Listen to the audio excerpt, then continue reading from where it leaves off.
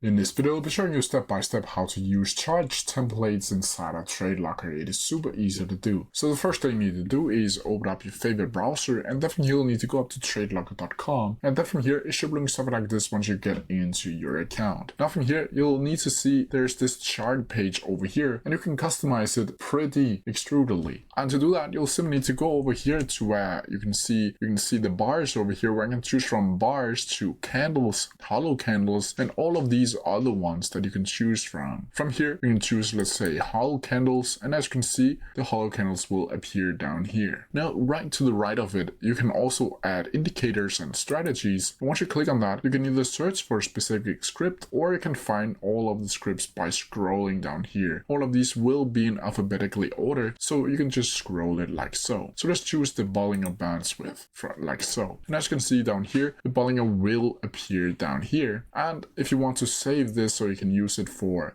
another instrument, you can go up here to the right hand corner where you can see all changes have been saved. And once you click on that, you can see Save Layout.